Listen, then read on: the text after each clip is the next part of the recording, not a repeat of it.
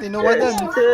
Nawalan ng gana sa hip-hopan, kung matagal nang nalipasan. Mas okay sa kalikasan, puro lang kaginhawaan. Kayo puro na lang pasikatan, gamit ang issue yung kabilaan. Yan ang nais kong maiwasan, yung na sana kayong pakitaan. Matagal ding di nagluto, sana'y makain ninyo. Malamang sa malamang manghang na naman ng maihain ko. Yung may bahaw, sapaw pa sa mga bagong saing ko. Aking kinamay ang pagsulat, malamang ay panin sa'kin to.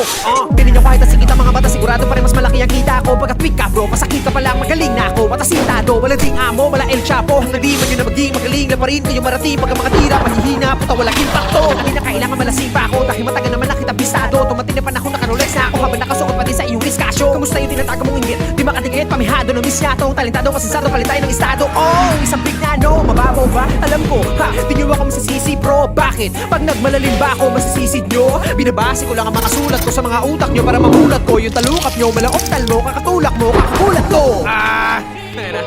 Tagal ko hindi ginawa to. Wala pa akong balak gawin, pero dahil sa inyo, Shoutout naman ito na yun.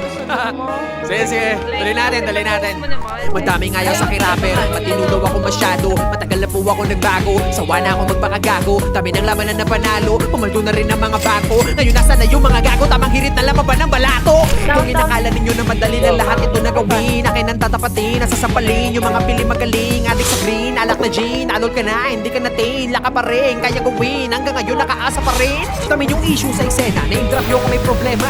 Puro parinig, walang payanig, bukod sa baduy puta okay na. Tama na yung kababawan nyo, mga naunat kasabayan ko. Puro katangahan naman yung pinagdadala nyo ng katapangan nyo. Ako na ako sa Palawan bro, gusto na ako sa galawan ko. Kaya sorry na sorry sa lahat ng naangasan ko. At sa mga kabataan, pumili ng kahangaan. Patunayan nyo ang salita, kayo ang pag-asa ng bayan. Isa lang ang aral na tinuro sa akin ng panahon ngayon. Kung ano man ang mayroon, di pang habang buhay yun. Kaya huwag nating sayangin ang bawat pagkakataon. Ang salitang bukas, kaya bukas meron pa bang ganun.